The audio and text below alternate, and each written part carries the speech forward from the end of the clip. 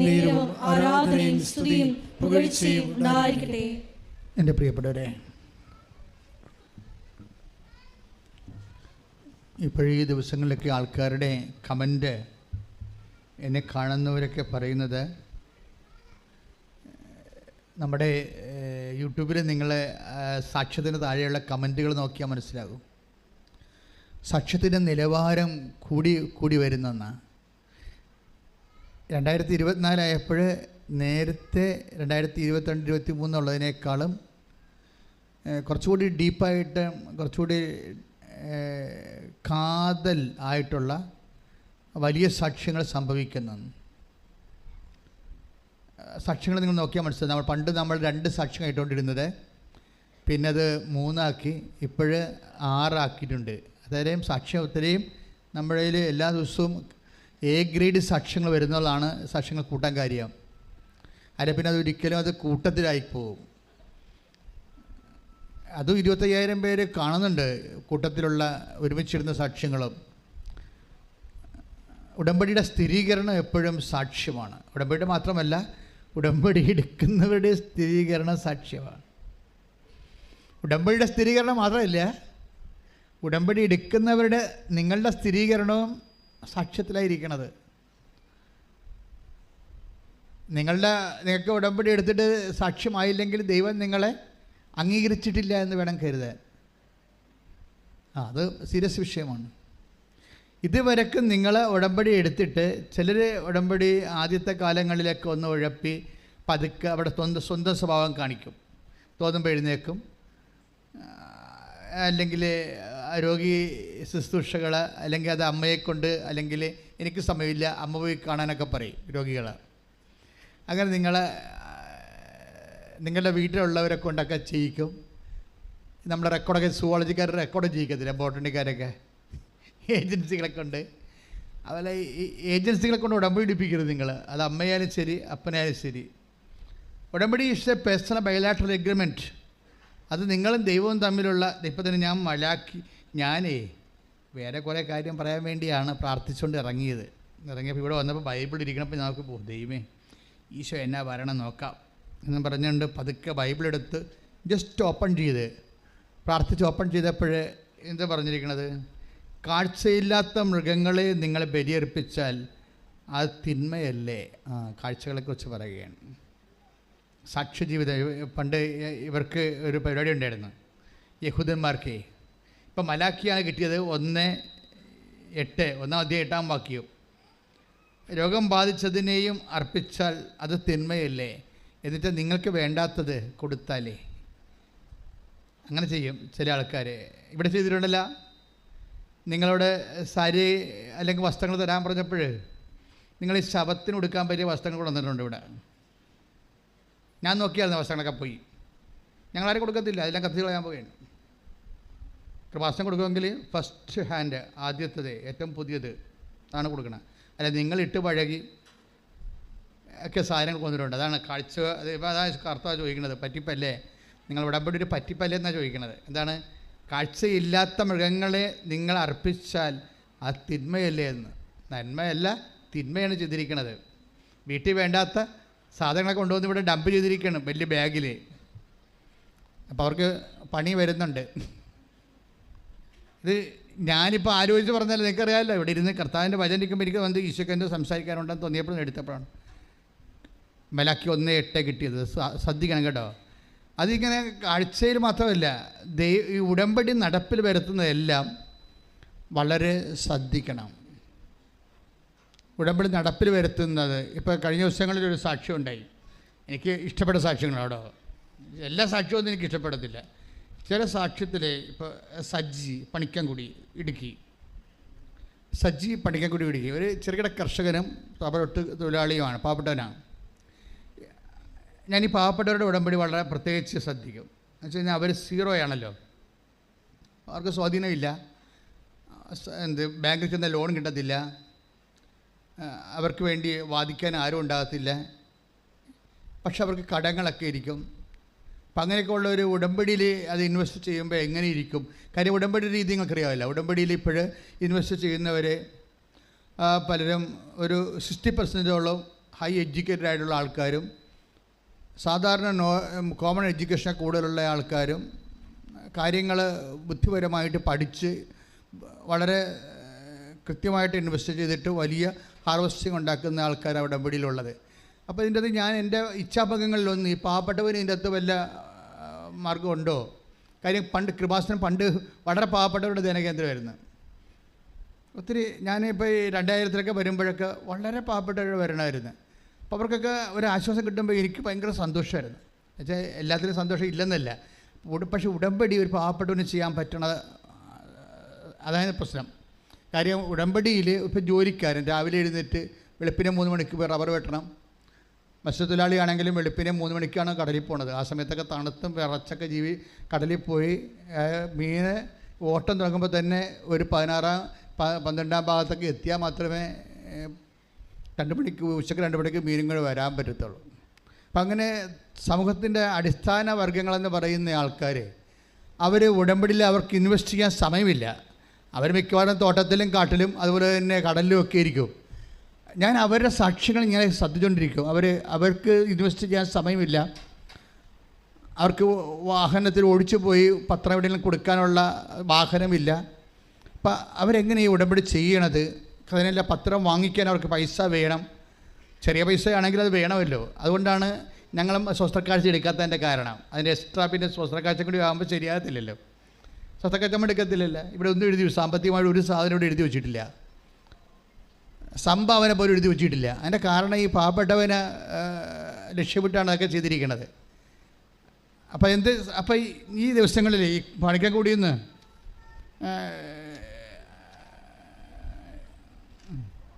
സജി സാക്ഷ്യം പറഞ്ഞപ്പോൾ ഞാൻ ശ്രദ്ധിച്ചു. കാര്യം സജിക്ക് കടമുണ്ട്. വളരെ കഷ്ടപ്പെട്ട് ജീവിക്കുന്ന ഒരു മലയോര കർഷകനാണ്. അപ്പോൾ അദ്ദേഹത്തിൻ്റെ പ്രശ്നം ഈ കടങ്ങളിങ്ങനെ പരിഹരിക്കാൻ പറ്റുമെന്ന് അദ്ദേഹത്തിന് ഒരു പിടിയില്ല. കാര്യം നമ്മൾ മുമ്പിലൊന്നും കാണുന്നില്ല. നമുക്കിപ്പോൾ ശരിക്കണമെങ്കിൽ വസ്തു വിൽക്കാം, അല്ലെങ്കിൽ പണയം വെക്കാം, സ്വർണം പണയം വെക്കാം, വായ്പ വാങ്ങിക്കാം എന്നൊക്കെ പറഞ്ഞ് നമുക്ക് എന്തെങ്കിലും ഒരു പ്ലാൻ ഉണ്ടാവുക. പ്ലാനിന് പോലും സാധ്യമില്ലാത്തൊരു മനുഷ്യനാണ്. അപ്പോൾ ഒരു സീറോയാണ് ശരിക്കും. പ്ലാനിന് പോലും നമുക്കൊന്ന് ഒരു പദ്ധതി വിഭാവന ചെയ്യാൻ സങ്കല്പിക്കാൻ പോലും ഒരു സാധ്യതയില്ലാത്ത, സങ്കല്പത്തിന് പോലും സാധ്യതയില്ലാത്ത ഒരു ജീവിതമാണ്. അപ്പോൾ അവർക്ക് ഉടമ്പടിയിൽ എങ്ങനെയാണ് ഉടമ്പടിയിൽ മാതാവ് ഏത് രീതിയിലാണ് അവരെ കറ്റർ ചെയ്യണത്, അതൊക്കെ എൻ്റെ ഒരു ആധ്യാത്മികമായ ആശങ്കയുടെ ഒരു സബ്ജക്റ്റാണ്. അപ്പോൾ ഈ സജി സാക്ഷ്യം പറഞ്ഞപ്പോൾ ഞാൻ ശ്രദ്ധിച്ചു. അപ്പോൾ സജി ഉടമ്പടി എടുത്തു കഴിഞ്ഞപ്പോൾ, ഉടമ്പടി എടുക്കണ മുമ്പ് വേറൊരു കൂട്ടുകാരനോട് സംസാരിച്ചപ്പോൾ കൂട്ടുകാരൻ്റെ ഭാര്യ ഇറ്റലിയിൽ പോകണം. അപ്പോൾ കൂട്ടുകാരൻ പറഞ്ഞു, എടാ ഇനിയുള്ള കാലത്ത് നാട്ടിക്കിടന്നൊരു കാര്യമില്ല, ഇങ്ങനെയൊക്കെ വല്ലതൊക്കെ ചെയ്താൽ മാത്രമേ ജീവിക്കാൻ പറ്റത്തുള്ളൂ എന്നൊക്കെ പറഞ്ഞ് ഇവർ തമ്മിൽ ഡയലോഗ് പറയുകയാണ്. പക്ഷേ കൂട്ടുകാരൻ്റെ ഭാര്യ നേഴ്സാണ്. അപ്പം സജിക്കും വൈഫിനെ എവിടെയെങ്കിലും വിടണമെന്നല്ലാതെ ഒറ്റത്തടി കൊണ്ട് ജോലി ചെയ്ത് കടങ്ങളെ പരിഹരിക്കാൻ പറ്റുമെന്നുള്ളതിനെക്കുറിച്ച് ഒരു ഐഡിയയുമില്ല. അപ്പോൾ ഒരു ഐഡിയയും ഇല്ലാത്തവൻ്റെ ഐഡിയയാണ് ഈ ഉടമ്പടി എന്ന് പറയണത്. Price the Lord. അപ്പോൾ സജിക്കും തോന്നിയുണ്ട്, ആരെങ്കിലും ഒരാൾ ഇവിടുന്ന് പോയി എവിടെയെങ്കിലും പോയി ജോലി ചെയ്താലേ ഉള്ള കടങ്ങളെ പരിഹരിക്കാൻ, കുഞ്ഞുങ്ങളെ പറ്റി വളർത്താൻ പറ്റത്തുള്ളൂ എന്നുള്ള ഐഡിയ ഉണ്ട്. പക്ഷേ വിദേശത്തൊന്നും പോകാൻ പറ്റത്തില്ല ഈ പറഞ്ഞ പോലെ. കാര്യം വിദേശത്ത് പോകാൻ കുറേ ഡീമെറിറ്റ്സുകളുണ്ട്. ഒന്ന്, സജിയുടെ വൈഫാണ് പോകേണ്ടത്. അവർ നേഴ്സല്ല. 2, അവർക്ക് വിദ്യാഭ്യാസമില്ല. ഇനി നേഴ്സുമല്ല, വിദ്യാഭ്യാസം ഇല്ലെങ്കിലും പിന്നെന്താ, അവർക്ക് വയസ്സ് 45 കഴിഞ്ഞതാണ്. അപ്പോൾ നോക്കിയേ, അയാളിപ്പോൾ എന്ത് സ്വപ്നം കാണാനാണ്, എന്താലോചിക്കാനാണ്? അയാൾക്ക് സ്വപ്നം കാണാനുള്ളത് ഉടമ്പടി മാത്രമേ ഉള്ളൂ.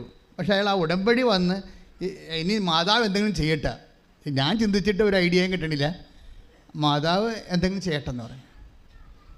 കാരണം നമ്മൾ ദൈവത്തിൻ്റെ കയ്യിലേക്ക് ടോട്ടൽ സറണ്ടറാണ്. ഉടമ്പടി എന്ന് പറയുന്നത് എന്താ? നിങ്ങൾക്ക് എന്താ സംഭവിച്ചിരിക്കണമെന്ന് അറിയാവോ? നിങ്ങൾ ഇത് ഒരുതരം പോഴൻ കളിയായിട്ട് ഒക്കട്ടെ എന്നുള്ള രീതിയിൽ അത് പതുക്കെ നിങ്ങളതിൻ്റെ അകത്ത് ഊർജ്ജം ഇൻവെസ്റ്റ് ചെയ്യണില്ല. ഒരു ചട്ടപ്പടി പ്രോഗ്രാം പോലെ സാമ്പ്രദായിക ഉടമ്പടിയായിട്ട് ഇങ്ങനെ അനുഷ്ഠാന കർമ്മം പോലെ വഴിപാട് പോലെ ആക്കി തീർക്കുകയാണ്. അങ്ങനെ വന്നാൽ ഇത് കത്തത്തില്ല. ഉടമ്പടി അങ്ങനെയുള്ള ഒരു വാദപ്പനി വരുന്ന ആൾക്കാർക്ക്, ആധ്യാത്മിക വാദപ്പനി ഉള്ളവർക്ക് ചെയ്യാൻ പറ്റിയ സംഭവമല്ല ഇത്. വേണ്ടത് സത്യസന്ധതയാണ്. ഉടമ്പടിയിൽ ആദ്യം വേണ്ടത് വിശ്വസ്തത, സത്യസന്ധത. ഇത്രയും സംഭവമാണ് വേണ്ടത്. പിന്നെ ഇത്തിരി സത്യസന്ധത ഇത്തിരി കൂടിയ കുഴപ്പമൊന്നും വരത്തില്ല, അത് നന്മയെ ചെയ്യത്തുള്ളൂ. ഇത്തിരി സത്യസന്ധത ദൈവത്തിൻ്റെ തിരുസന്നിധി കൂടിയെന്നും പറഞ്ഞുകൊണ്ട് നമുക്ക് നഷ്ടമുണ്ടായാലും അതിൻ്റെ അകത്ത് ഫലത്തിൽ കുഴപ്പമുണ്ടാകത്തില്ല. ഇപ്പം സജി വന്ന് ഉടമ്പടി ചെയ്തു, എന്താ ചെയ്യുന്നത്? എന്താ അതിൻ്റെ ഉദ്ദേശം എന്താണ്? എനിക്കൊരു ഐഡിയയും കിട്ടണില്ല, മാതാവ് എന്തെങ്കിലും മാതാവിൻ്റെ ബുദ്ധിയിൽ ചെയ്യട്ടെ എന്ന് വിചാരിച്ചുകൊണ്ട് മാതാവിന് ടോട്ടൽ സറണ്ടറാണ്. അപ്പോൾ അദ്ദേഹം നിന്ന് പ്രാർത്ഥിച്ചിട്ട്, മാതാവേ എൻ്റെ കയ്യിൽ വഴിയൊന്നുമില്ല, വഴി ഉണ്ടെങ്കിലും ഒക്കെ ഇതിന് പൈസയും ഇല്ല, ഇങ്ങനെ അതായത് നിങ്ങൾക്കറിയാം, ഞാൻ ആദ്യ കാലങ്ങളിലൊക്കെ ഉടമ്പടിയെക്കുറിച്ച് പറയുമ്പോൾ ഈശോ എന്നോട് പറഞ്ഞിരുന്നത് ഇത് നോട്ട് ബൈ മെറിറ്റിൽ വർക്ക് ചെയ്യുമെന്നാണ് പറഞ്ഞത്. ഞാൻ അച്ഛനായിട്ട് 38 കൊല്ലമായി. ഉടമ്പടി തരണം 2016. 2017 തൊട്ട് എനിക്ക് നോട്ട് ബൈ മെറിറ്റ് വരാൻ കർത്താവ് ഇങ്ങനെ അടയാളപ്പെടുത്താൻ തുടങ്ങി, not by merit but by grace എന്ന്. പക്ഷേ ഇത് കേട്ട് അച്ഛന്മാർ വേണമെങ്കിൽ എന്നെ വേണമെങ്കിൽ വിലക്കാൻ പറ്റും. എന്താ കാര്യം? Not by merit but by grace എന്ന് പറയുന്നത് Ephesians 2:8 ഒരു ഗോസ്പൽ ഫോർമുലയാണ്. അതെന്ത് വേണ്ട? അത് നിത്യരക്ഷയ്ക്ക് വേണ്ടിയുള്ളതാണ്. മനുഷ്യൻ്റെ നിത്യരക്ഷയില്ലേ, നിത്യതയ്ക്ക് വേണ്ടി ദൈവം കണ്ടുപിടിച്ച ഫോർമുലയാണ്. നിങ്ങളുടെ യോഗ്യത കൊണ്ടല്ല, ദൈവത്തിൻ്റെ കൃപ കൊണ്ടാണെന്ന്. യേശുക്രിസ്തു തന്നെ വിശുദ്ധമായ രക്തത്തെ വീണ്ടെടുക്കപ്പെട്ട നിത്യതയ്ക്ക് വേണ്ടി നമുക്ക് വില കൊടുക്കാൻ നമ്മുടെ കയ്യിൽ അതിന് പറ്റിയ ഉരുപ്പടി വിലയില്ല. അപ്പോൾ നമുക്കത് ഈ ജന്മത്തിൽ കൊടുത്തു തീർക്കാൻ പറ്റത്തില്ല എന്നുണ്ടെങ്കിൽ ദൈവത്തിൻ്റെ മുമ്പിലുള്ള ഓപ്ഷൻ എന്താണ്? ബട്ട് ബൈ ഗ്രേസ്, ദൈവത്തിൻ്റെ കൃപ നമുക്ക് നൽകുക എന്നുള്ളതാണ്. അപ്പോൾ ആ ഫോർമുലയിൽ നിന്നാണ് പരിശുദ്ധാത്മാവ് പൗലോസിന് കൈമാറി കൊടുത്തത്. രക്ഷ നിങ്ങളുടെ സമീപത്തുണ്ട്, അത് ലഭിക്കണത് നിങ്ങളുടെ യോഗ്യത കൊണ്ടല്ല, ദൈവത്തിൻ്റെ കൃപ കൊണ്ടാണെന്ന്. ഉടമ്പടി കാലം വന്നപ്പോൾ കർത്താവ് എന്ത് ചെയ്ത്? നിത്യതയ്ക്ക് വേണ്ടിയുള്ള ഫോർമുല അനുദിന ജീവിതത്തിന് വേണ്ടിയാക്കി ആപ്ലിക്കേറ്റ് ചെയ്തിരിക്കുന്നതാണ്. അപ്പോൾ ഞാൻ അന്ന് പോലും സംസാരിക്കാൻ തുടങ്ങി, ഉടമ്പടി വർക്ക് ചെയ്യാൻ പോണതെല്ലാം നോട്ട് ബൈ മെറിറ്റിലാണ്. നിങ്ങളുടെ കഴിവിലല്ല, നിങ്ങളുടെ വിദ്യാഭ്യാസത്തിലല്ല, നിങ്ങളുടെ ആരോഗ്യത്തിലല്ല, നിങ്ങളുടെ എക്സ്പീരിയൻസിലല്ല, കർത്താവിൻ്റെ കൃപയിലാണെന്ന്. ഞാനത് പറയാൻ തുടങ്ങിയതിന് ശേഷം കർത്താവ് ആ രീതി ഒത്തിരിയേറെ അനുഭവങ്ങൾ തരാൻ തുടങ്ങി. അപ്പോൾ എനിക്ക് മനസ്സിലായി, നിത്യതയ്ക്ക് വേണ്ടി മാത്രമുള്ള ജീവിത ഫോർമുലയല്ല ഇത്, അനുദിന ജീവിതത്തിന് ഇത് തന്നെയാണ് ആപ്ലിക്കേഷൻ എന്ന് പറഞ്ഞത്. ശ്രദ്ധിക്കട്ടെ. ഹല്ലേലൂയ. Hallelujah, hallelujah, hallelujah. യേശുവേ നന്ദി, ഹല്ലേലൂയ, ഹല്ലേലൂയ, ഹല്ലേലൂയ, ഹല്ലേലൂയ, ഹല്ലേലൂയ, യേശുവേ നന്ദി, ഹല്ലേലൂയ. കൃപമതിയേ, കൃപമതിയേ, അളവില്ലാത്ത നിൻ കൃപമതിയേ, കൃപമതിയേ, കൃപമതിയേ, അളവില്ലാത്ത നിൻ പരിശുദ്ധ പരമദിവ്യകാരുണ്യത്തിന് ആരാധനയും സ്തുതിയും പുകഴ്ചയും. വേർഡ് ഓഫ് ഗോഡ്, ദൈവത്തോട് പ്രസംഗിക്കുന്നവൻ ദൈവത്തിൽ നിന്ന് വെളിപാട് ലഭിച്ചതിനെ പോലെ പ്രസംഗിക്കുക. ശ്രദ്ധിക്കട്ടെ. ഹല്ലേലൂയ, ഹല്ലേലൂയ, ഹല്ലേലൂയ, യേശുവേ നന്ദി, ഹല്ലേലൂയ, ഹല്ലേലൂയ, ഹല്ലേലൂയ, ഹല്ലേലൂയ, ഹല്ലേലൂയ, യേശുവേ നന്ദി. ശക്തമായി ശ്രദ്ധിക്കട്ടെ. ഹല്ലേലൂയ, ഹല്ലേലൂയ, ഹല്ലേലൂയ, യേശുവേ ആരാധന, ഹല്ലേലൂയ, ഹല്ലേലൂയ, ഹല്ലേലൂയ. കൃപമതിയേ,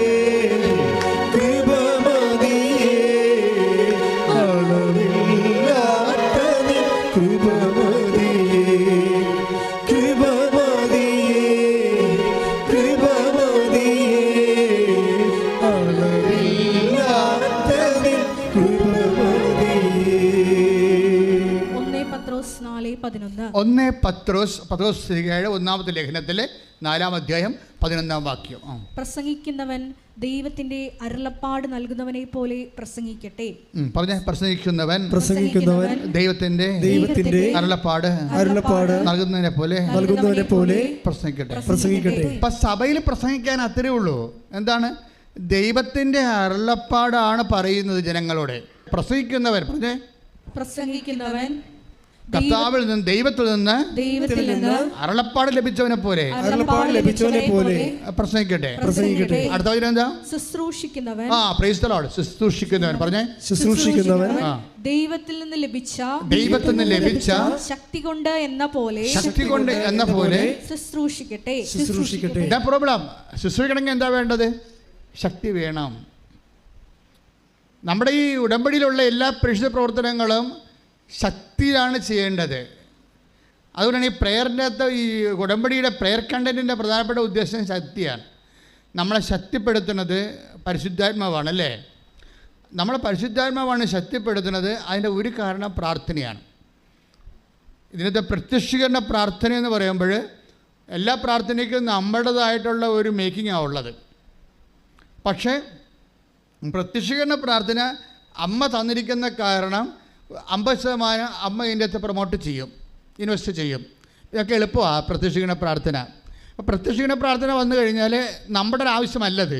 അമ്മയുടെ പ്രത്യക്ഷീകരണം സഭ ഏറ്റെടുത്ത് പഠിച്ചിട്ട് ഇതിനുള്ള അന്തർദേശീയ ലെവലിൽ സമയഘടികാരം നിശ്ചയിച്ചടുത്ത് പ്രത്യക്ഷപ്പെട്ട ദൈവത്തിൻ്റെ തിരുമനസ് ലോകത്തോട് വെളിപ്പെടുത്താൻ വേണ്ടിയുള്ള ദൈവികമായ പദ്ധതിയുടെ ഭാഗമായിട്ടാണ് പ്രത്യക്ഷീകരണ പ്രാർത്ഥന വരുന്നത്.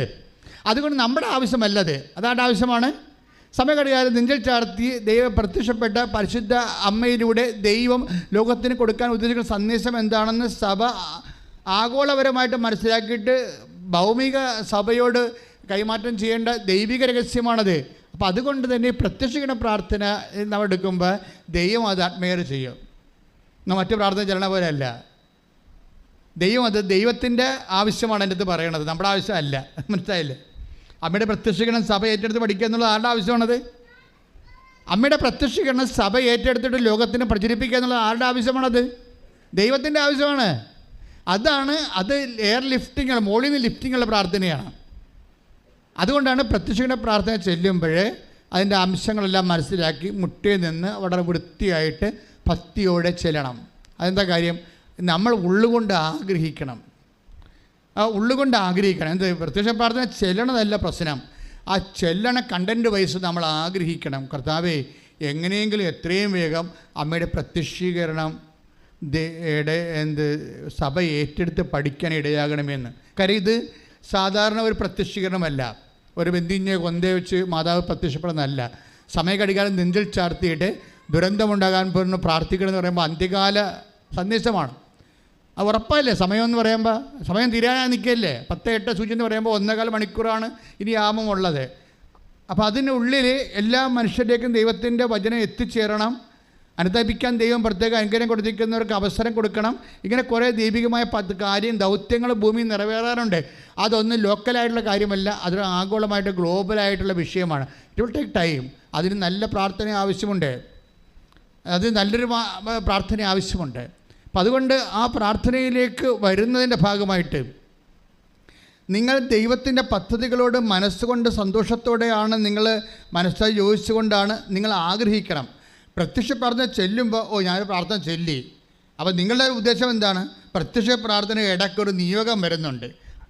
പശു പ്രസവിക്കണം, ആന പ്രസവിക്കണം എന്നൊക്കെ പറഞ്ഞുകൊണ്ട് നിങ്ങൾ അതിൻ്റെ ഇടയ്ക്ക് കയറി പറയും. അതിനു വേണ്ടിയാണ് നിങ്ങൾ പ്രത്യക്ഷ പ്രാർത്ഥന ചെല്ലണത്. അത് നിങ്ങളുടെ ആവശ്യമാണ്, അത് ഞാൻ എതിർക്കുമല്ല. അത് അമ്മ പ്രാർത്ഥന തന്നപ്പോൾ അതിനകത്ത് പറഞ്ഞിട്ടുള്ള കാര്യമാണ് ആൾക്കാരുടെ നിയോഗം പറയാമെന്ന്. പക്ഷേ അത് 50% ഉള്ളൂ. 50% നമ്മുടെ വിഷയമല്ല. 50% ഈ പ്രത്യക്ഷീകരണ പ്രാർത്ഥന ചെല്ലണ ആൾക്കാർ മനസ്സുകൊണ്ട് ചിന്തിക്കണം. എന്താണ്? സമയഘടികാരം നെഞ്ചിൽ പ്രത്യക്ഷപ്പെട്ട ദൈവത്തിൻ്റെ തിരുമനസ് എന്താണെന്ന് സഭയ്ക്ക് മനസ്സിലാക്കിക്കൊണ്ട് ഈ പ്രത്യക്ഷീകരണം സഭ പഠിച്ചുകൊണ്ട് ലോകത്തിന് കൈമാറണം എന്ന് വേണ്ടി സ്തുതിക്കട്ടെ. ഹല്ലേലൂയ, ഹല്ലേലൂയ, ഹല്ലേലൂയ, ഹല്ലേലൂയ, ഹല്ലേലൂയ. യേശുവേ നന്ദി, ഹല്ലേലൂയ, ഹല്ലേലൂയ.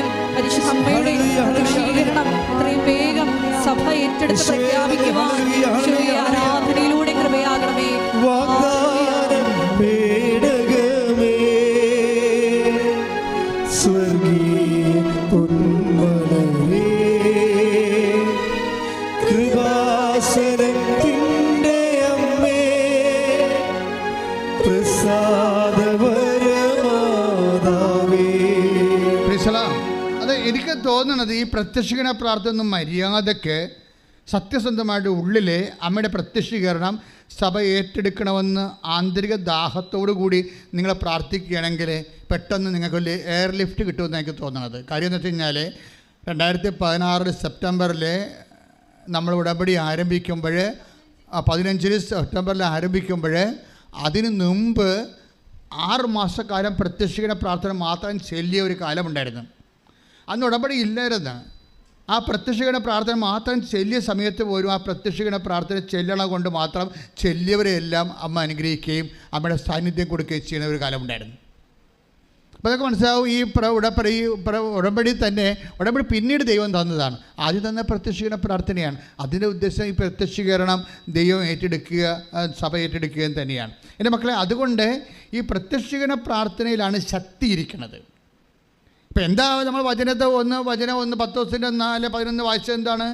ശുശ്രൂഷിക്കുന്നവൻ പറഞ്ഞേ, ശുശ്രൂഷിക്കുന്നവൻ ദൈവത്തിൽ നിന്ന് ദൈവത്തിൽ നിന്ന് ശക്തി ലഭിച്ചവനെ പോലെ ശക്തി ലഭിച്ചവനെ പോലെ ശുശ്രൂഷിക്കട്ടെ. ശുശ്രൂഷിക്കട്ടെ. ഇത് ഒരു ശക്തിയും ഇല്ലാതെയാണ് ശുശ്രൂഷിക്കണം. വാദപ്പനി പിടിച്ചവനെ പോലെ. ഇനി ആർക്കാണ് പത്രം കൊടുക്കാനുള്ളത്? ദൈവത്തിൽ നാളെ കൊടുക്കാമായിരിക്കും, അല്ലേ മറ്റന്നാൾ കൊടുക്കാം. നാളെ ഞാൻ ആലപ്പുഴ പോകുന്നുണ്ട്, അല്ലെങ്കിൽ ഞാൻ കോട്ടയത്ത് പോകുന്നുണ്ട്, അപ്പോഴാ മറ്റേ കൊടുക്കുക. ആരെങ്കിലും കാണാം. അപ്പോഴും നാട്ടിൽ കൊടുക്കത്തില്ല. നാട്ടിൽ കൊടുത്ത ആൾക്കാർ കാണത്തില്ലേ? നാട്ടിലെ അയൽവാസിക്കൊന്നും കൊടുത്തില്ല. അപ്പം ചോദിക്കും, നിനക്ക് ഇതേ പണിയുള്ളതെന്ന് ചോദിക്കും. നീ ഇതും കൊണ്ട് നടന്നിട്ട് എന്നാ പുഴുങ്ങിയെന്ന് ചോദിക്കും. അപ്പോൾ അവർ നാക്കിൻ്റെ അടിക്കണ കാരണം ഞാൻ നാട്ടുകാരെ പേടിയാണ് എനിക്ക്. അപ്പം ശക്തിയില്ല. 10ാം ക്ലാസ് കഴിയുമ്പോഴേ അവരിങ്ങനെ കുറേ ചോദ്യം ചോദിക്കില്ലേ, നീ ഇത്രയും നാൾ കൊണ്ടുപോയിട്ട് നിൻ്റെ മോളെ കെട്ടിച്ചാ, നിനക്ക് വീട് വെച്ചാ, നിൻ്റെ രോഗം മാറിയാ, പിന്നെ അതിനകത്ത് എന്ത് ചോദ്യം ഉണ്ടാക്കണമെന്ന് ചോദിക്കുമ്പോൾ നാട്ടുകാർക്ക് നമ്മുടെ അവസ്ഥ അറിയാവുന്ന കാരണം നമ്മൾ നാട്ടിൽ കൊടുക്കത്തില്ല. അടുത്ത നാട്ടിൽ കൊണ്ടേ കൊടുക്കും, ടൗണിലേക്ക് കൊണ്ടേ കൊടുക്കും. ദാറ്റ് മീൻസ് ശക്തിയില്ല. നിങ്ങളുടെ ശക്തി ആരാ കളഞ്ഞത്? നാട്ടുകാർ കളഞ്ഞു. അതുകൊണ്ട് നാട്ടിലോ അയൽവാസികളോ ഇടവക പള്ളിയിലോ കൊടുക്കുന്നതിന് പകരം പുറത്ത് കൊണ്ട് കൊടുക്കേണ്ടെന്നല്ല പറയണത്. നിങ്ങൾ ഇപ്പോൾ ഇങ്ങനെ പേടിച്ചു, എങ്ങനെ ഉടമ്പടി എടുത്തു പോയില്ലേ, കൊടുത്തില്ലെങ്കിൽ പിന്നെ പണിയായി പോകുമല്ലോ എന്നൊക്കെ വിചാരിച്ചുകൊണ്ട് അക്കാൻ വേണ്ടി ഒക്കാനിക്കാനിരുന്ന് കഴിഞ്ഞാൽ ശക്തിയില്ലെന്നാണ് അർത്ഥം. ശുശ്രൂഷയ്ക്ക് ശക്തിയില്ല. ശുശ്രൂഷയ്ക്ക് ദൈവികമായിട്ടുള്ള അല്ല കൊടുക്കണത്, മാനുഷികമായിട്ടാണ് കൊടുക്കുന്നത്. ഉടമ്പടി വർക്കൗട്ട് ചെയ്യത്തില്ല. അതുകൊണ്ടാണ് 1:10 4:11 പറയണത്. ഏറ്റു പറഞ്ഞ്, ശുശ്രൂഷിക്കുന്നവൻ ദൈവത്തിൽ നിന്ന് ശക്തി ലഭിച്ചവനെ പോലെ ശുശ്രൂഷിക്കട്ടെ. അപ്പോഴേ ഈ ആദ്യം ഈ സജി എന്ന് പറയുന്ന കക്ഷി ഉടമ്പടി ഇങ്ങനെ ശക്തിയില്ലാതെ ചെയ്തുകൊണ്ടിരുന്നത്. അത് കാരണം എന്നാ പറ്റിയെന്ന് വെച്ച് കഴിഞ്ഞാൽ, പുള്ളിക്കാരൻ്റെ ഇതൊന്നും കാര്യം, ഒന്നാമത് വൈഫിന് 45 വയസ്സ് കഴിഞ്ഞ്, രണ്ടാമത്തെ വിദ്യാഭ്യാസം ഇല്ല, മൂന്നാമത്തെ ഒരു നേഴ്സല്ല, അങ്ങനെ പല പ്രശ്നങ്ങളുണ്ട്. പിന്നെ എവിടെ നിന്നൊക്കെ ലോണ് സംഘടിപ്പിച്ച് കിട്ടി, അതും കുറച്ച് പാടുപെട്ടാണെങ്കിൽ ലോണ് കിട്ടി. ലോണ് കിട്ടിയെങ്കിലും സെറ്റാകണില്ല, ആളെ കയറ്റിവിടാൻ പറ്റണില്ല. ഇപ്പം കടവുമായി ആളെ കയറിവിടാൻ പറ്റണില്ല, വല്ലാത്ത അവസ്ഥയായി. പക്ഷേ ഈ മനുഷ്യൻ ഒരു ഉടമ്പടി ഒരു ട്വിസ്റ്റ് വരുത്തി. പഴയതിനേക്കാൾ എപ്പോഴും നമ്മൾ ഓർക്കേണ്ടത്, ഉടമ്പടിയിൽ ഓരോ മാസവും അതിൻ്റെ ട്വിസ്റ്റിംഗ് ഉണ്ടാകണം. കാര്യം ദൈവം മുമ്പത്തേക്കാൾ കുറച്ചുകൂടി നിങ്ങളുടെ വിശ്വാസവും അതുപോലെ തന്നെ ദൈവസ്നേഹവും ഒക്കെ വർദ്ധിച്ചിട്ട് വേണം. അങ്ങനെ ഒരു അപ്ഡേഷൻസ് എപ്പോഴും നമ്മുടെ ആധ്യാത്മിക ജീവിതത്തിൽ ഉണ്ടാകണം. അല്ല മുമ്പത്തേക്കാൾ ഗതികെട്ട രീതി, ഉടമ്പടി എടുത്ത കാലത്തേക്കാൾ ഗതികെട്ടാണ് ഇപ്പം ചെയ്യണമെങ്കിൽ അതിൻ്റെ അർത്ഥം നിങ്ങൾ ചെയ്തിട്ട് കാര്യമില്ല. ഇനി നല്ല വെടിപ്പായിട്ട് കത്തോലിക്കരാണെങ്കിൽ വെടിപ്പായിട്ട് കുമ്പസാരിച്ചിട്ട്, മറ്റുള്ള മതസ്ഥരാണ് മറ്റുള്ള സഹോദരങ്ങളാണെങ്കിൽ ദൈവത്തോട് അനുതാപപ്പെട്ടിട്ട് ഉടമ്പടി കുറച്ചുകൂടി സത്യസന്ധമായിട്ട് ചെയ്യാൻ തുടങ്ങിയ ഒരു കുഴപ്പം ഉണ്ടാകത്തില്ല. ദൈവത്തോട് കാര്യം അറിയാൻ പാടില്ല, നിങ്ങൾക്ക് അറിയാൻ പാടില്ലാതല്ലേ ഇങ്ങനെ വന്നത്. അതുകൊണ്ട് ദൈവം അതൊക്കെ ക്ഷമിക്കും. പക്ഷേ എൻ്റെ മക്കൾ ചെയ്യേണ്ടത് വർദ്ധിച്ച ദൈവസ്നേഹം, വർദ്ധിച്ച വിശ്വാസം, അങ്ങനെയാണത് കൈകാര്യം ചെയ്ത് പോകേണ്ടത്. അതിൻ്റെ അകത്ത് എല്ലാത്തിനും ഒരു സത്യസന്ധത ഉണ്ടാകണം. ഇപ്പോൾ സജി എന്താ ചെയ്തിരിക്കണത്?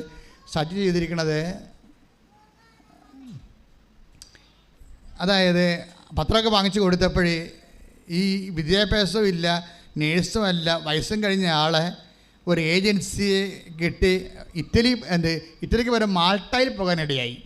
വലിയ ഭാഗ്യമായി. അയാൾ ആ സഹോദരിയെ സംബന്ധിച്ചിടത്തോളം മാൾട്ട വരെ എത്തിയത് ഉടമ്പടിയുടെ ചിറകിലാണ് എത്തിയിരിക്കുന്നത്.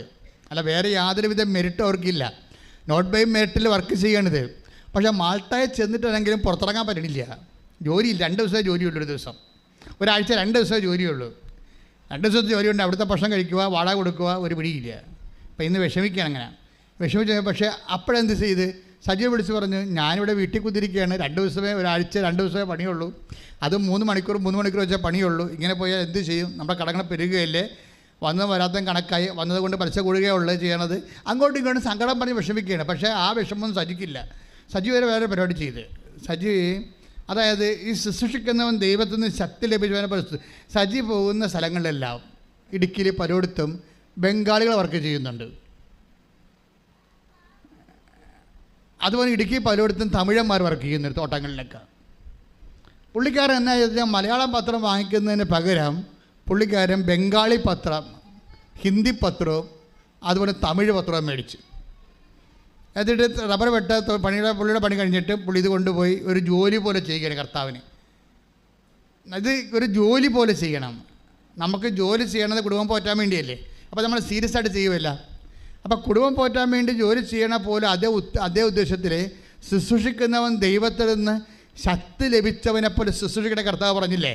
അപ്പോൾ അതുകൊണ്ട് തന്നെ ഒരു ജോലി പോലെ ഇത്തിരി കർത്താവുമായിട്ടൊരു ബന്ധമില്ലാത്ത ആൾക്കാരെ തിരഞ്ഞ് കണ്ടുപിടിച്ചിട്ട് അവരോട് ഹിന്ദി അറിയാൻ പറയാം, മലയാളം അറിയാം, തമിഴ് അറിയാൻ പാടില്ലെങ്കിലും ആ മനുഷ്യൻ കർത്താവിൻ്റെ വേല മറ്റുള്ളവർക്ക് ചെയ്യണം. ചെയ്തു കഴിഞ്ഞപ്പോൾ അത് ഇത്തിരി കട്ടി കൂടിയ പണിയല്ലേ. ഇവൻ സത്യസന്ധനാണെന്ന് ദൈവത്തെ മനസ്സിലായില്ലേ.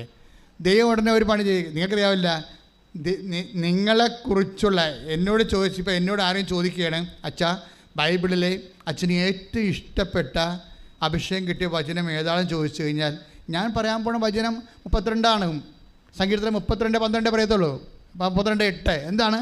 നീ നടക്കേണ്ട വഴി നിൻ്റെ മുഖത്ത് നോക്കി ഞാൻ നിന്നെ ഉപദേശിക്കും. Price the Lord.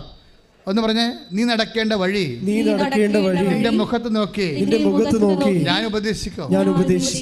അപ്പോൾ ഈ വചനമാണ് എൻ്റെ മനസ്സിൽ എനിക്ക് ഏറ്റവും അഭിഷേകം കിട്ടിയിരിക്കുന്ന വചനം. അപ്പം നമ്മളെ സംബന്ധിച്ചിടത്തോളം നമ്മൾ നടക്കേണ്ട വഴി നമ്മളെ കണ്ടുപിടിക്കേണ്ട ഒരു കാര്യമില്ല. കർത്താവ് ചോദിച്ചില്ലേ, എന്ത് കുടിക്കും, എന്ത് കഴിക്കും, എന്ത് ധരിക്കട്ടെ. ഇവിടെ ശ്രദ്ധിക്കട്ടെ. ഹല്ലേലൂയ ഹല്ലേലൂയ ഹല്ലേലൂയ യേശുവേ ഹല്ലേലൂയ ഹല്ലേലൂയ യേശുവേ ആരാധന ആരാധന ആരാധന. മത്തായി 6:25. മത്തായി 6:25. ഞാൻ നിങ്ങളോട് പറയുന്ന എന്ത് ഭക്ഷിക്കും, എന്ത് പാനം ചെയ്യാം എന്ന് ജീവനെക്കുറിച്ചോ എന്ത് ധരിക്കും എന്ന് ശരീരത്തെക്കുറിച്ചോ നിങ്ങൾ ഉത്കണ്ഠാകുലരാകേണ്ട. ഭക്ഷണത്തെക്കാൾ ജീവനും വസ്ത്രത്തെക്കാൾ ശരീരവും ശ്രേഷ്ഠമല്ലേ. അപ്പോഴേ നമ്മളെ സംബന്ധിച്ചിടത്തോളം നീ നടക്കേണ്ട വഴി പറഞ്ഞേ, സങ്കീർത്തനം 32:8 എന്താ പറയണത്? നീ നടക്കേണ്ട വഴി.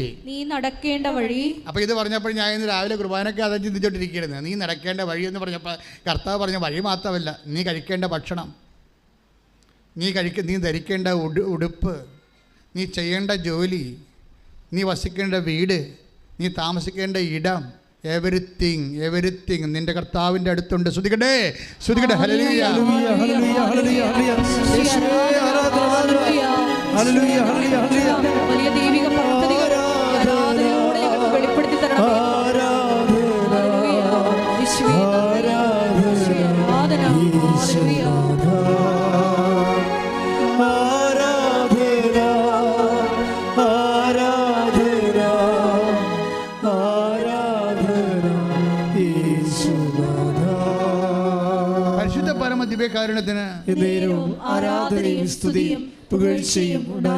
അപ്പം വഴിയും വാതിലും കാണുന്നിരുന്നപ്പോൾ തലപോഞ്ഞ് നിന്നിട്ട് വിഷമിച്ചിട്ട് ഒരു കഥയുമില്ല.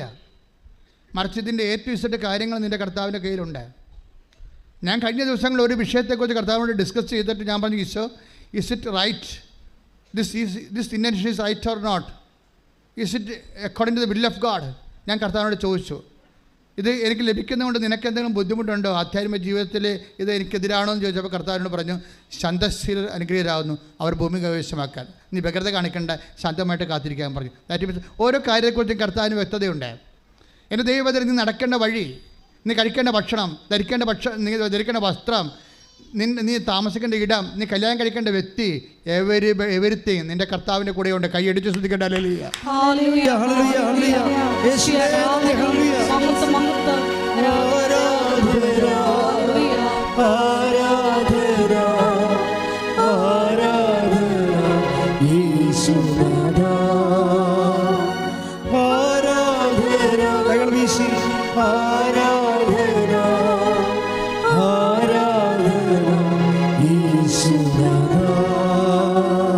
അതെന്ത് സംഭവം എന്ന് പറയാം മക്കളെ?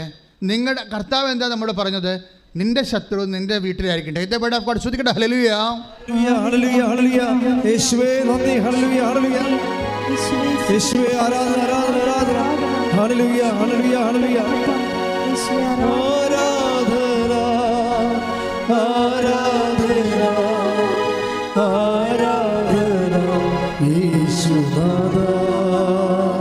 മത്തായി 10:36. സ്വന്തം കുടുംബത്തിൽപ്പെട്ടവർ തന്നെയായിരിക്കും. ഒന്ന് പറഞ്ഞേ, സ്വന്തം കുടുംബത്തിൽപ്പെട്ടവർ തന്നെയായിരിക്കും. ഒരുവന്റെ ശത്രുക്കൾ. ആര് പറഞ്ഞതാ? കർത്താവ് പറഞ്ഞതാണ്. ഇപ്പൊ നേരത്തെ ഈശോ 1:10-4:11 എന്താ പറയണത്? അതായത് പ്രസംഗിക്കുന്നവൻ ദൈവത്തിൽ നിന്ന് അരുളപ്പാട് ലഭിച്ചവനെ പോലെ. അപ്പോൾ കർത്താവ് തന്ന അരുളപ്പാടാണ് ഈ വചനം. എനിക്കറിയാൻ പലരായിരുന്നു. കർത്താവിനോട് പറഞ്ഞു, എന്നാ പറഞ്ഞതറിയാവോ? നമ്മളിരുന്ന് വചനം വായിക്കലേ, വചനം വായിക്കുമ്പോൾ അടുക്കളയിലും ഉമ്മറത്തും ഒക്കെ ഇരിക്കുന്നവർ നമ്മളെ കാണുമ്പോൾ കൊഞ്ഞനം കൊത്തും. പിന്നെ ഇരിപ്പുണ്ട്, ഇനി ഒരു പണിയും ചെയ്യത്തില്ല ഈ വീട്ടിൽ. വചനം കൊണ്ടുമ്പോൾ ഇരിക്കുമ്പോൾ പറയോ, അതേ വചനം പെട്ടിയും വെച്ചുകൊണ്ടിരിപ്പുണ്ട്, ഇനി ഈ വീട്ടിൽ ഒരു പണിയും നടക്കത്തില്ല. നമ്മളെ വീട്ടിലുള്ള പിശാചുകൾ ഇതിനെ ആക്ഷേപിക്കും. അപ്പനാകാം, അമ്മയാകാം, നാത്തുനാകാം. ഇത് പിശാചാണ്, ശത്രുവാണെന്നാണ് പറഞ്ഞിരിക്കുന്നത്. ശത്രുവിനെ തിരിച്ചറിയിക്കണം. നിൻ്റെ വീട്ടിൽ തന്നെ ഉണ്ട് ശത്രു. ഇതിപ്പോൾ ഈശോ പറഞ്ഞതാണ്. ഒരുവൻ്റെ ശത്രു അവൻ്റെ. നിങ്ങൾക്കൊരു കാര്യം മനസ്സിലാക്കുന്നത്, അതായത് നമ്മൾ ഓരോ വീട്ടുകാർ ഓരോ കാര്യങ്ങൾ പറഞ്ഞ് അങ്ങനെ ചെയ്യണം ഇങ്ങനെ ചെയ്യണം എന്നൊക്കെ പറയും. പക്ഷേ നമ്മളെക്കുറിച്ച് നീ നടക്കേണ്ട വഴി, കഴിക്കേണ്ട ഭക്ഷണം, ധരിക്കേണ്ട വസ്ത്രം എല്ലാം എന്താണ്? എല്ലാം ദൈവത്തിൻ്റെ കയ്യിലുണ്ട്. അത് വെളിപ്പെട്ട് കിട്ടാൻ വേണ്ടി നമ്മളെന്ത് ചെയ്യണം? കർത്താവിൻ്റെ കൂടെ ഇരിക്കണം കുറേ സമയം. അപ്പോൾ കർത്താവിൻ്റെ കൂടെ ഇരിക്കുമ്പോൾ നമ്മളെ ഇരുത്തത്തില്ല, പിശാച് ഇരുത്തത്തില്ല. പിശാച് അപ്പനിലൂടെ, നാത്തനിലൂടെ, അമ്മയിലൂടെ, ആൻറ്റിയിലൂടെ, അരിനിലൂടെ, ആങ്ങളെയൂടെയൊക്കെ നമ്മൾ സ്ക്രൂ ചെയ്യും. അവളിരുന്നിട്ടുണ്ട്, ഇനി ഒരു പണി നടക്കത്തില്ല വീട്ടിൽ. ഇത്രയും നാൾ ഇതിന് കുത്തിരുന്ന് എന്ത് നേടി? വല്ല ഭ്രാന്ത് പിടിക്കാൻ വേണ്ട, എഴുന്നേറ്റ് പോയെന്ന് പറയും. ആ ബൈബിൾ വായിച്ച ഭ്രാന്ത് പിടിക്കുമെന്ന് ആര് പറയും? അപ്പം പറയണം അത് പിശാചാണ്, നിങ്ങൾ മനസ്സിലാക്കണം. ബൈബിൾ വായിച്ച ഭ്രാന്ത് പിടിക്കുമെന്ന് ആരെങ്കിലും പറയുന്നുണ്ടെങ്കിൽ നിങ്ങൾ അവരെ ഒന്ന് നോക്കണം. അപ്പനായാലും അമ്മയായാലും ആൻറ്റി ആയാലും ആങ്ങളെയായാലും നാത്തുനായാലും നോക്കണം. ഈ സാധനത്തിന് വാലുണ്ട, ഈ സാധനത്തിന് കൊമ്പുണ്ടാന്ന് നോക്കണം. സാധനം വേറെയാണോ വന്നിരിക്കുന്നത്? കർത്താവ് പറഞ്ഞിട്ടുണ്ട്, എൻ്റെ ശത്രു അവൻ്റെ വീട്ടിൽ തന്നെയായിരിക്കും. എൻ്റെ ദൈവപൈതലെ നീ നടക്കേണ്ട വഴി, ദൈവപൈതലാകണത് അങ്ങനെയാണ്. ഞങ്ങളൊക്കെ ആയത് അങ്ങനെയാണ്. ഞാൻ ദൈവപൈതലാണെന്ന് വീമ്പടിക്കുകയല്ല. പക്ഷേ ഞാനൊരു കാര്യം ചെയ്തിട്ടുണ്ടെങ്കിൽ ഇന്ന് വരെ നമ്മളിവിടെ എത്തിയിരിക്കുന്നു. ഞാൻ 38 വർഷമായി കർത്താവിനോട് യാത്ര ചെയ്യണത്. ദൈവത്തോടുള്ള ബന്ധമെന്ന് പറയുന്നത് സംഘാതമായ ബന്ധത്തെക്കാൾ വ്യക്തിപരമായ ബന്ധമാണ്. ആ വ്യക്തിപരമായ ബന്ധത്തിൻ്റെ ശാശ്വതമായിട്ട് ആ വ്യക്തിപരമായ ബന്ധം കൃത്യമാകാൻ വേണ്ടി, ആ വ്യക്തിബന്ധം ആഴമുള്ളാകാൻ വേണ്ടി ദൈവികമായ ഫോർമുല ഉണ്ട്. ദൈവസ്നേഹത്തോടെ, വിശ്വാസത്തോടെ, സത്യസന്ധതയോടെ ദൈവത്തിലേക്ക് തിരിയുമ്പോൾ ദൈവം ആരാണെന്നും ദൈവം എന്ത് നമ്മളെ കൊണ്ടുണ്ട് എന്ത് തീരുമാനിക്കണമെന്നും നമ്മൾ എങ്ങോട്ട് പോകണമെന്നും എല്ലാം കർത്താവ് വെളിപ്പെടുത്തി തരും. ആ വഴികളിലൂടെയാണ് സഭയെ നമ്മൾ 2000 കൊല്ലങ്ങളായിട്ട് സഭയെ ദൈവം നയിച്ചുകൊണ്ടിരുന്നത് വ്യക്തികളിലൂടെയാണ്. ഓരോരോ കാലഘട്ടങ്ങളിലും നിങ്ങളുമായിട്ട് ദൈവം സംസാരിക്കുന്നതും നിങ്ങളുടെ കുടുംബം, നിങ്ങളുടെ ജീവിതം, നിങ്ങളുടെ മക്കൾ, നിങ്ങളുടെ പ്രൊഫഷൻ, നിങ്ങളുടെ അതിജീവനം എല്ലാം ദൈവം നിങ്ങളിലൂടെയാണ് വെളിപ്പെടുത്തണമെന്നുണ്ടെങ്കിൽ നിങ്ങൾ ദൈവവുമായിട്ട് ഒരു വ്യക്തിപരമായ സഹിത്വമുണ്ടാകണം. അത് പ്രവർത്തനം വഴിയാകാം, പ്രാർത്ഥന വഴിയാകാം, ദൈവവചനം വഴിയാകാം, വായന വഴിയാകാം, ശുശ്രൂഷ വഴിയാകാം. പക്ഷേ if by no means it should be a sincere effect. സത്യസന്ധമായിരിക്കണം. ശ്രുതികട ഹല്ലേലൂയ. ഹല്ലേലൂയ ഹല്ലേലൂയ ഹല്ലേലൂയ ഹല്ലേലൂയ. യേശുവേ നന്ദി. ഹല്ലേലൂയ ഹല്ലേലൂയ ഹല്ലേലൂയ. ഹല്ലേലൂയ ഹല്ലേലൂയ. ആരാധന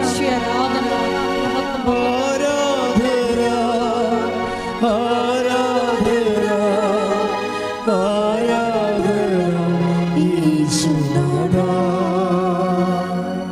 പരിശുദ്ധ പരമ ദിവ്യകാരുണ്യത്തിന് ആരാധനയും സ്തുതിയും പുകഴ്ചയും ഉണ്ടായിരിക്കട്ടെ. അപ്പോൾ ഈ സജി എന്ന് പറയുന്ന വ്യക്തി തമിഴ് പത്രം പിടിച്ച തമിഴന്മാർക്കും ഹിന്ദി പത്രം പിടിച്ച ബംഗാളികൾക്കും കർത്താവിൻ്റെ പേര് ചെയ്യുമ്പോൾ, കർത്താവിനെ അറിയാൻ സാധ്യതയില്ലാത്തവർക്ക് വേണ്ടി പ്രവർത്തിക്കാൻ തീരുമാനിച്ചപ്പോൾ കർത്താവിന് മനസ്സിലായി ആ ഉടമ്പടി സത്യമാണെന്ന് മനസ്സിലായി. എന്ത് ചെയ്ത്? ഭാര്യ മാൾട്ടായിരിക്കുക, അന്തോ ഇല്ല കുന്തോ ഇല്ലായിരിക്കുകയാണ്. എന്ത് ചെയ്യണമെന്ന് അറിയാൻ പോലെ ഇരിക്കുക. അപ്പോൾ അവർ ബൈ ചാൻസിൽ അമ്പിളി എന്നും പറഞ്ഞൊരു സ്ത്രീയെ അവർ പരിചയപ്പെട്ടു, മലയാളി. അപ്പോൾ അവരോട് പറഞ്ഞ് ഞാനിങ്ങനെ അകപ്പെട്ടിരിക്കുകയാണ്, എനിക്ക് ആഴ്ചയിൽ 2 ദിവസത്തെ പണിയാണുള്ളത്, അത് 3 മണിക്കൂർ പണിയേ ഉള്ളൂ, എനിക്ക് ജീവിക്കാൻ പറ്റണില്ല എന്ന് പറഞ്ഞു. അപ്പോൾ അമ്പിളി പറഞ്ഞ് ഒരു കുഴപ്പമില്ല, നിങ്ങൾക്ക് എന്താ വേണ്ടത്? ഞാൻ ഇറ്റലിയിൽ എനിക്ക് ജോലി കിട്ടിയാൽ കൊള്ളാമെന്നുണ്ട്. നിങ്ങൾ ആ സാക്ഷ്യം കേൾക്കണം. ഇവർ നാട്ടിൽ വെച്ച് ഏത് ജോലിക്ക്, ഏത് രാജ്യത്ത്, ഏത് സ്ഥലത്ത് പോയി ജോലി ചെയ്യണമോ ആ സ്ഥലത്തേക്ക് കർത്താവ് അമ്പിളിയിലൂടെ ഇവിടെ കൂട്ടിക്കൊണ്ടു പോകും. ശ്രുതിക്കട്ടെ ഹല്ലേലൂയ.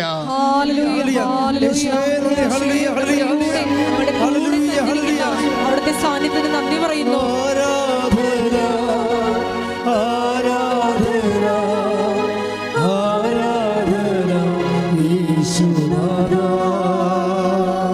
പരിശുദ്ധ പരമ ദിവ്യകാരുണ്യത്തിന് അതായത് നമ്മളിങ്ങനെ സത്യസന്ധമായിട്ട് ശുശ്രൂഷ ചെയ്യുമ്പോഴേ കണ്ടാ ഈ അമ്പിളിയെക്കുറിച്ച് ആർക്കെങ്കിലും അറിയാവോ? ഇവരിങ്ങനെ എയറിൽ നിന്ന് വരികയല്ലേ, കർത്താവിൻ്റെ കയ്യിൽ ഇവരൊക്കെ ഉണ്ടേ. നീ നടക്കേണ്ട വഴി നിൻ്റെ മുഖത്ത് നോക്കി നിന്നെ ഉപദേശിക്കുമെന്ന് പറഞ്ഞില്ലേ? നമ്മൾ സത്യസന്ധമായി ഉടമ്പടി ഇൻവെസ്റ്റ് ചെയ്ത് കഴിയുമ്പോഴേ കർത്താവ് അതിന് പറ്റിയ കറസ്പോണ്ടിങ് ആപ്റ്റ് പേഴ്സണെ കൊണ്ടുവന്ന് പോകും. പിന്നെ അവർ നയിച്ചുകൊണ്ടിരിക്കുന്ന വിഷയത്തെ നിങ്ങളുടെ ഉടമ്പടിയിൽ എപ്പോഴും അത് ഫയറാകുന്നില്ലെങ്കിൽ എൻ്റെ അർത്ഥം നിങ്ങളെ കർത്താവിനെ പരീക്ഷിക്കാൻ വേണ്ടി എപ്പോഴും തയ്യാറായിരിക്കുന്നു എന്നാണ്. സത്യസന്ധമായിട്ട് ഉടമ്പടിയെ നിങ്ങൾക്ക് എന്ത് കിട്ടുമെന്നുള്ള രീതിയിൽ, അതായത് നിങ്ങൾ ഓരോരുത്തരും എങ്ങനെ വെച്ചാൽ ചില കാര്യങ്ങൾ ചെയ്യുമ്പോൾ ചെയ്യുന്ന അനുസരിച്ച് നിങ്ങളെ തൂക്കി നോക്കും, ദൈവത്തെ തൂക്കും. ദൈവത്തെ തൂക്കിയിട്ട് ഇത്തരം കഷ്ടപ്പെട്ട് ചെയ്തുകൊണ്ട് നമുക്ക് വല്ല പ്രയോജനം ഉണ്ടായി, ഇല്ലെങ്കിൽ കയ്യിലെ കാശ് പിന്നെയും പോകുകയേ ഉള്ളൂ എന്നൊക്കെ വിചാരിച്ച് ദൈവത്തോട് ഇങ്ങനെ പിച്ചുമ്പയൊക്കെ പറഞ്ഞുകൊണ്ടേ ചെയ്യും. അതാണ് ഉടമ്പടി കത്താത്തത്. ഉടമ്പടിയുടെ വെച്ചാൽ ഇനി ദൈവത്തെ ചെയ്യാൻ പറ്റുന്ന മനുഷ്യരാശിയുമായിട്ട് ബന്ധപ്പെട്ട ഏറ്റവും വലിയ പദ്ധതിയാണ് ഉടമ്പടി. ഞാൻ എന്തെങ്കിലും പറയണമെന്ന് വെച്ച് കഴിഞ്ഞാൽ, നമ്മൾ ഇപ്പോൾ അവരെന്താ ചെയ്തിരിക്കുന്നത്, സജി എന്താ ചെയ്തിരിക്കണത്, സത്യസന്ധമായിട്ട് ഉടമ്പടിയുടെ ചെയ്വനകളിൽ ഗ്രേഡ് വർദ്ധിപ്പിച്ചിട്ട് അതിൻ്റെ അകത്ത് തൻ്റെ സത്യസന്ധതയും സിൻസിയറിറ്റിയും വിശ്വസ്തതയും കാണിച്ചു. ഈ വിശ്വസ്തതയും സത്യസന്ധതയും കാണിച്ചാൽ ഞാനൊരു കാര്യം ചോദിക്കട്ടെ, ഇപ്പോൾ ഒരു ഡോളർ നമ്മുടെ കയ്യിലുണ്ടെന്ന് വിചാരിച്ചു, ഡോളർ ഏത് രാജ്യക്കാരനും എടുക്കും, ഒരു കുഴപ്പമില്ല. നമ്മുടെ ജാതിയും മതവും നോക്കിയിട്ടാണ് ആൾക്കാർ ഡോളർ എടുക്കുന്നത്? അല്ല, അത് ഡോളർ ആയതുകൊണ്ടാണ്. ഉടമ്പടിക്ക് എങ്ങനെ സംഭവിച്ചിരിക്കുന്നത്? ഉടമ്പടിയിൽ ഇന്ന ആളെ കൊടുക്കണമെന്ന് നിർബന്ധമില്ല. മര്യാദക്ക് ദൈവമായിട്ട് ഉടമ്പടി ചെയ്യാൻ കപ്പാസിറ്റി ഉള്ള ആൾക്കാർ കൊടുത്താൽ ഉടമ്പടി സ്വീകരിക്കപ്പെടും. അതിന് കത്തോലിക്കനാണെന്ന് ഒരു നിർബന്ധമില്ല. ഉടമ്പടി ചെയ്യുന്ന കാര്യങ്ങൾ കൃത്യമായാൽ മതി. അതുകൊണ്ടാണ് ഇവിടെ കത്തോലിക്കലല്ലാത്ത ഒത്തിരിയേറെ സാക്ഷ്യങ്ങൾ, ഇടിവെട്ട് സാക്ഷ്യങ്ങൾ വരേണ്ട കാരണം. ഇതിനകത്ത് വരുന്ന വിഷയം വെച്ചാൽ ആ ഉടമ്പടി എന്ന് പറയുന്ന ആ ചെയ്വനയിൽ തന്നെയാണ് അതിൻ്റെ വാല്യൂ ഇരിക്കുന്നത്. അത് വൃത്തിയായിട്ട് ചെയ്യാൻ ആർക്ക് കഴിഞ്ഞാലും അവർക്ക് ഏൺ ചെയ്യാൻ പറ്റും. ഇതിൻ്റെ അകത്തുനിന്ന് അത് വൃത്തിയായിട്ട് ചെയ്യാൻ കഴിഞ്ഞാൽ പ്രാർത്ഥിക്കുക, കർത്താവായ ദൈവമേ, ഉടമ്പടിയെ സത്യസന്ധമായി നിറവേറ്റാൻ എനിക്ക് ആവശ്യമായ വിശ്വസ്തത നൽകണമേ. അതെന്താ പ്രശ്നം വെച്ച് കഴിഞ്ഞാൽ നമ്മളിതെല്ലാം പർച്ചേസിങ് മോഡിലാണ് ഉള്ളത്. ദൈവം നമ്മളെ വിലക്ക് വാങ്ങുന്നു. അതുപോലെ തന്നെ നമ്മുടെ വിലകൾ വർദ്ധിക്കുന്ന അനുസരിച്ച് മാത്രമേ ദൈവം നമ്മളെ വിലക്ക് വാങ്ങത്തുള്ളൂ. നമുക്ക് ഒരു വിലയില്ലാത്ത സാധനത്തിൽ നമ്മൾ വില മുടക്കി മേടിക്കുക, വിലയില്ലാത്ത സാധനം എല്ലായിടത്തും കിട്ടുന്ന സാധനത്തിൽ നമ്മൾ കാശ് മുടക്കി മേടിക്കുക? ഇല്ല. ഇപ്പോൾ ഓക്സിജൻ നമ്മൾ ആർക്കാണ് കാശ് കൊടുത്ത് മേടിക്കണം? ഓക്സിജൻ ഇല്ല, മേടിക്കത്തില്ല. എല്ലായിടത്തും ഉണ്ടത്, അതിന് വിലയില്ല. ഒരു കാലം ഉണ്ടാകാൻ ചിലപ്പോൾ ഓക്സിജൻ വില കൊടുത്ത് മേടിക്കണം. ഇപ്പോൾ ഓക്സിജൻ നമ്മൾ വില കൊടുക്കണില്ല, കാര്യം ഓക്സിജൻ എല്ലായിടത്തും ഉണ്ട്. അപ്പോൾ എല്ലായിടത്തും ഇല്ലാത്ത വില കൊടുത്ത് വാങ്ങിക്കേണ്ട സംഭവങ്ങളാണ്, അതനുസരിച്ചിട്ടാണ് ഇതിൻ്റെ വില നിശ്ചയിക്കുന്നത്. ഇപ്പം ദൈവം ഇപ്പം ഒന്ന് കുറഞ്ഞ് 6:20 വായിച്ച് ശ്രദ്ധിക്കട്ടെ. ഹല്ലേലൂയ ഹല്ലേലൂയ ഹല്ലേലൂയ ഹല്ലേലൂയ യേശുവേ നന്ദി. ഹല്ലേലൂയ ഹല്ലേലൂയ ഹല്ലേലൂയ. 1 കൊരിന്തോസ് 6:20 നിങ്ങൾ വിലയ്ക്ക് വാങ്ങപ്പെട്ടവരാണ്, ആകയാൽ നിങ്ങളുടെ ശരീരത്തിൽ ദൈവത്തെ മഹത്വപ്പെടുത്തും. കർത്താവ് നമ്മളെ കാണുന്ന വിഷയം എന്താണ്? എന്താ 1 കൊരിന്തോസ് 6:20 എന്താ പറയണത്? നിങ്ങൾ പറഞ്ഞ നിങ്ങൾ വിലക്ക് വാങ്ങപ്പെട്ടവരാണ്. അതിൻ്റെ അർത്ഥം എന്താ? വിലക്ക് വാങ്ങാൻ വേണ്ടി മാത്രം നമുക്ക് വില ഉണ്ടെന്ന് അതിൻ്റെ അർത്ഥം മനസ്സിലായില്ലേ? വിലക്ക് വാങ്ങാൻ വേണ്ടി മാത്രം നമുക്ക് വിലയില്ലെന്നുണ്ടെങ്കിൽ ആരെങ്കിലും നമ്മൾ വിലക്ക് വാങ്ങിക്കുക? അതാണ് 1 കൊരിന്തോസ് 6:20 പറയണത്. എന്താ പറയണത്? പറഞ്ഞ് നിങ്ങൾ വിലക്ക് വാങ്ങപ്പെട്ടവരാണ്. എന്താ കർത്താവിൻ്റെ വലിയ ഉദ്ദേശിക്കണത്? കർത്താവിൻ്റെ വിശുദ്ധമായ രക്തത്താൽ വീണ്ടെടുക്കപ്പെട്ടവരാണെന്ന് എൻ്റെ അർത്ഥം. നമുക്ക് വേണ്ടി ക്രിസ്തു മരിക്കാൻ വേണ്ടി മാത്രം നമ്മൾ വിലയുള്ളവരാണ്. കൈയടിച്ച് ശ്രദ്ധിക്കട്ടെ. ഹല്ലേലൂയ ഹല്ലേലൂയ ഹല്ലേലൂയ ഹല്ലേലൂയ യേശുവേ നന്ദി. ഹല്ലേലൂയ ഹല്ലേലൂയ യേശുവേ സ്തുതി. ഹല്ലേലൂയ ഹല്ലേലൂയ ആരാധന. ക്രൂശിൽ കണ്ടു ഞാൻ നിൻ സ്നേഹത്തെ, ആഴമാർന്ന നിൻ മഹാത്യാഗത്തെ.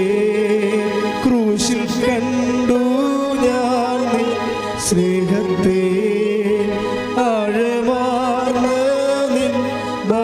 ത്യാഗത്തെ.